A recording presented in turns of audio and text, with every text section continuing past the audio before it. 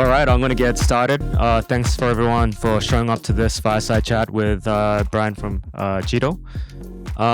So I'm going to kick right into it. I'd love to actually start with an intro, your background, what you do at Jito.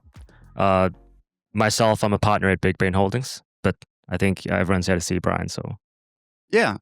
So I originally worked in traditional finance, but found crypto in 2020 and been into the Solana ecosystem since early 2021. So really seen kind of DeFi grow from scratch on Solana, and we've come a long way.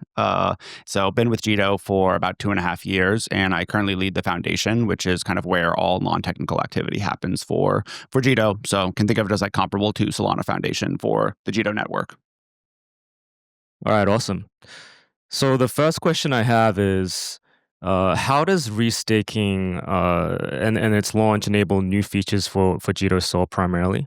There's been some conversations from your team about priority fee sharing and other sort of new unlocks like that. I'd love for you to kind of dive into that and elaborate more on your plans there. Yeah, so Jito restaking was in the works for almost all of 2024, and is pretty complicated, but ended up launching in towards the end of January and February. And so certainly the restaking hype cycle is at a very different stage now than it was back in 2024. But we continue to believe it's an extremely powerful primitive, and it will be useful in a lot of ways outside of like what people traditionally associate restaking with. I bet people think it's like, oh, all like ETH or bridging or like all this kind of cross chain stuff, and like that's not the case. Like I think we'll actually see it be a pivotal tool in DePIN networks as an example. But the original genesis of why this primitive is used is Jito tip distribution. It's over $1 billion in value that's been distributed to validators and stakers on the network. It is over 25% of staking yield on Solana in Q1. And so it really decentralized how MEV tips are distributed. But then more importantly, is like an example of how it is a useful tool is there's like 3 revenue streams for Solana validators. And there's one called like block rewards or priority fees that you guys may have noticed if you're submitting transactions.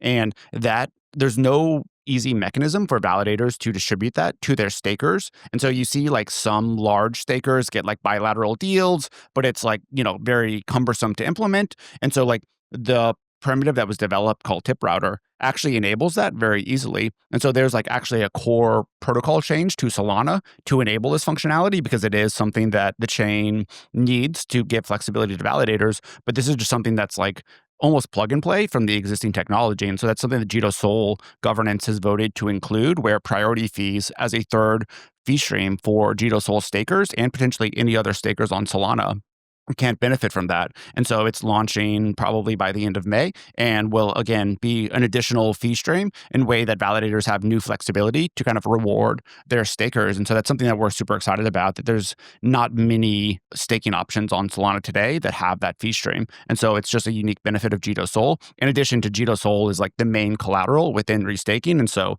people that want to get incremental yield on top of all the traditional kind of staking formats can deposit it in Jito restaking and earn additional opportunities there. Awesome. What are some other like applications that'll leverage restaking specifically on Solana that you're excited about? I know Drift recently has spoken about leveraging that for their keeper networks, but any other examples that you're really looking forward to there? Yeah, so the second kind of AVS or like little network within restaking that launched is Switchboard, kind of one of the leading Oracle networks on Solana. They use it to verify how TEEs are done for their Oracle updates. And so it was a major improvement to their Oracle network. And then, yeah, I think the next examples will like mostly be DePIN networks. Like if you think of DePIN, it's all activity that's happening like either in the real world, if it's like solar farms or bandwidth, or things in like Web2, if you're like doing GPU sharing.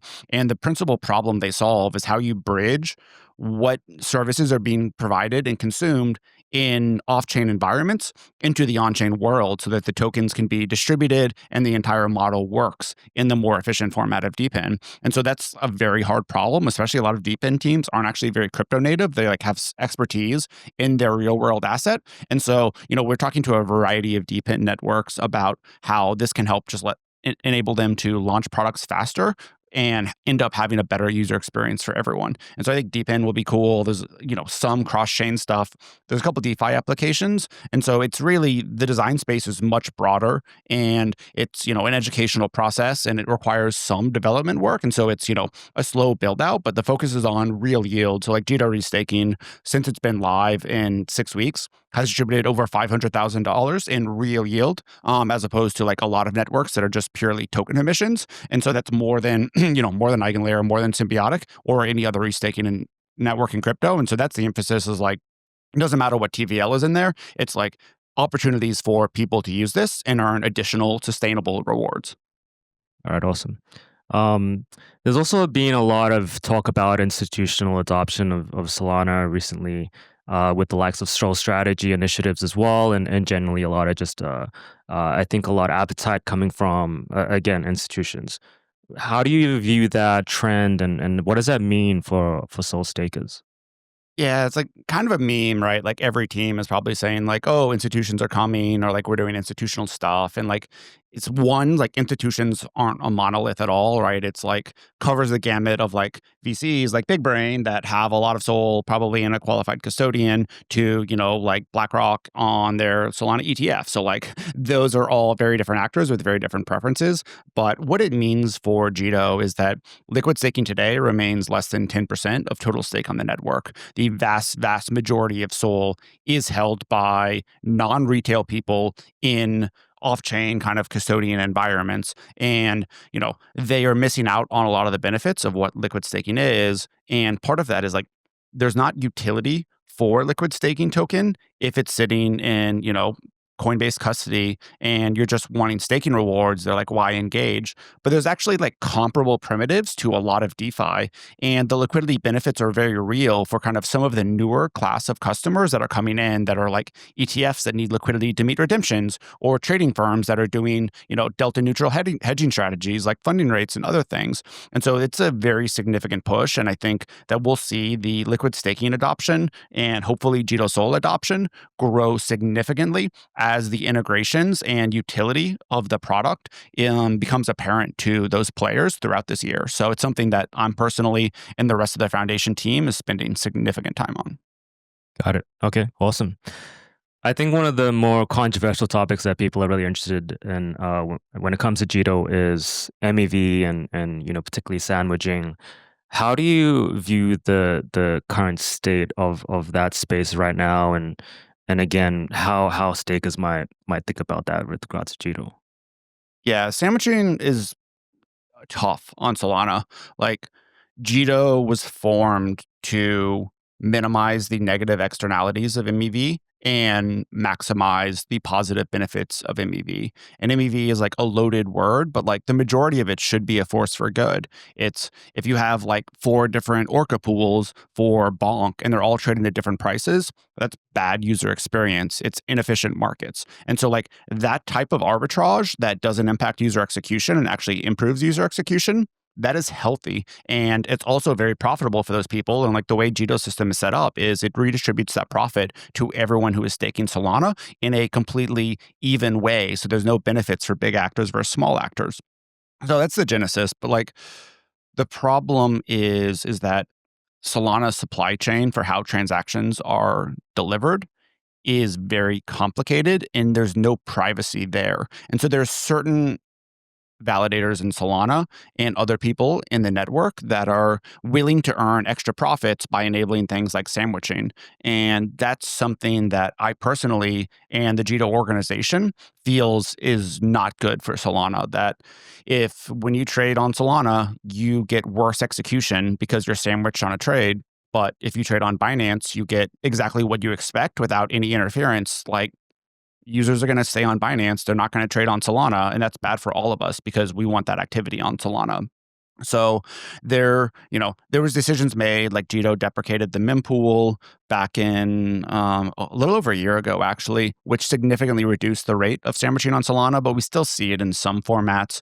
And, Jito Sol, as the largest staker on the network outside of the Solana Foundation, is tried to be proactive and effectively seeing what information is available on validators that are engaged in these activities that, the community seems deems harmful to the network and removing stake from them, right? As a staker, you have a lot of power because every validator wants your stake. And so punishing them. And I think that's really paramount for everyone who's in Solana for the long term to vote with their stake. And, there was like some stuff on Twitter that kind of blew up last night about looking at like certain validators that are clearly doing things that are not kosher and would encourage all other individual stakers or certainly other stake pools, which may not be as proactive on this at the moment, to continue to be proactive about doing that, because I think it's for the best of Solana that if we want NASDAQ on the blockchain, NASDAQ doesn't have sandwiching, Solana shouldn't either.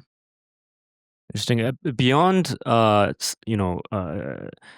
punishing validators that are enabling MEV and enabling these private mempools, do you think there's anything else that Solana as a whole could do or Jito could potentially do?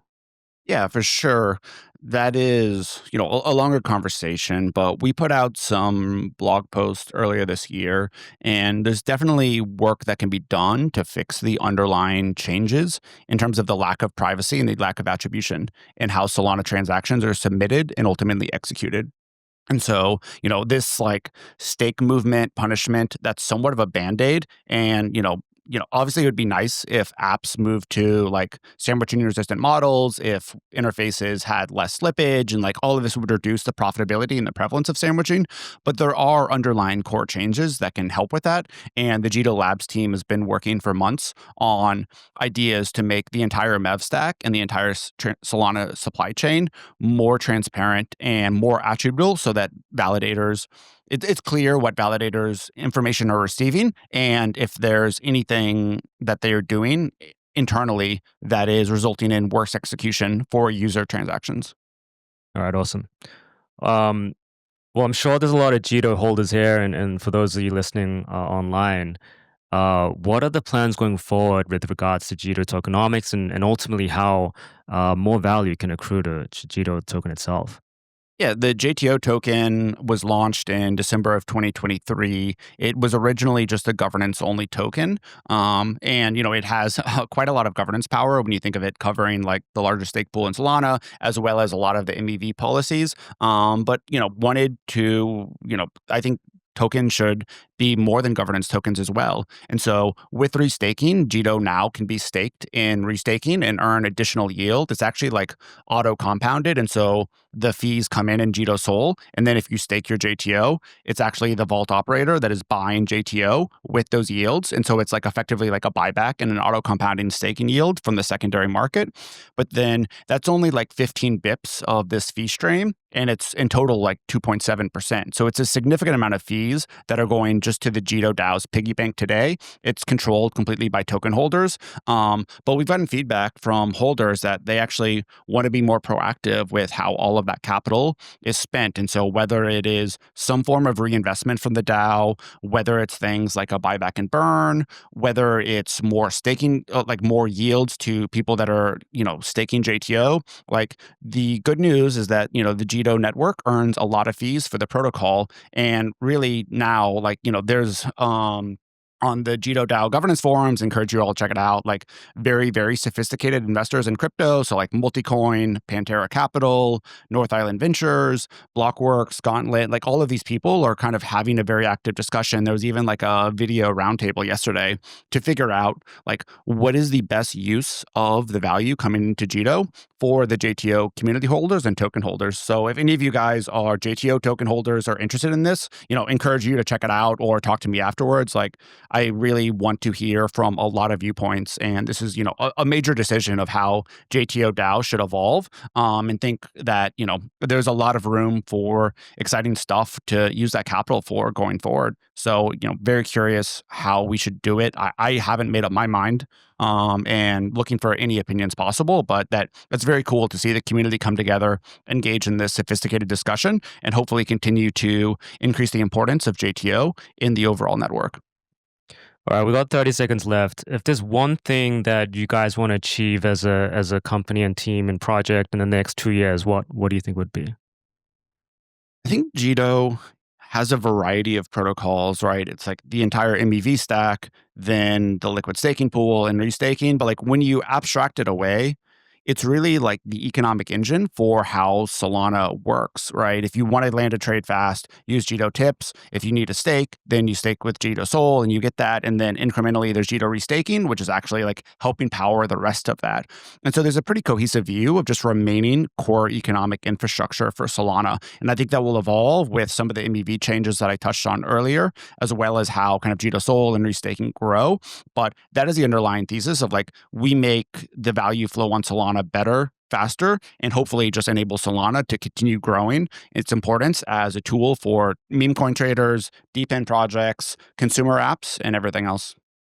All right, awesome. All right, good. We're on time, so thank you so much, Brian, for having this talk, and everyone else for coming in and listening in. Thanks. Yeah. Thanks, guys. Catch you later.